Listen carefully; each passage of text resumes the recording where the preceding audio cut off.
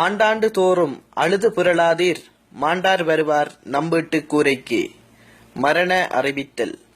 மின்னலடித்து தப்பிய மொடக்கு தென்னையை புறப்படமாகவும் அதே இடத்தை வசிப்பிடமாகவும் கொண்ட காய்ந்த ஓலைமட்டையார் 12/10/2017 அன்று கலண்டு விழுந்து காலமானார்.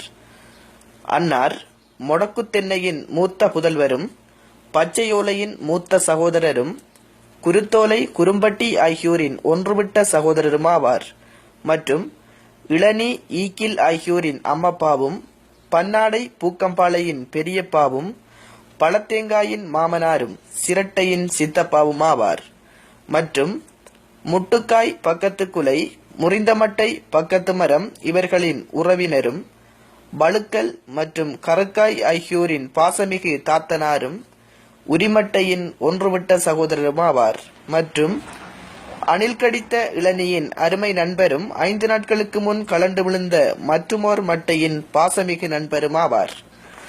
அன்னாரின் பூதவுடல் இன்று மாலை 5 மணியளவில் கயிற்றில் கட்டி இழுத்துச் செல்லப்பட்டு கம்பியாத்தின் பள்ளத்தாக்கில் ஊறவிடப்பட்டு எண்ணி 20 நாட்களில் இவர் இளைத்த நிலையில் கண்ணம்மாவின் வீட்டு கூரையை காவல் புரிவார் என்பதை உற்றார் உறவினர் நண்பர்கள் அனைவரும் ஏற்றுக்கொள்ளுமாறு ஆழ்ந்த அனுதாபத்துடன் அறியத் தருகின்றார்கள் அன்னாரின் குடும்பத்தினர்.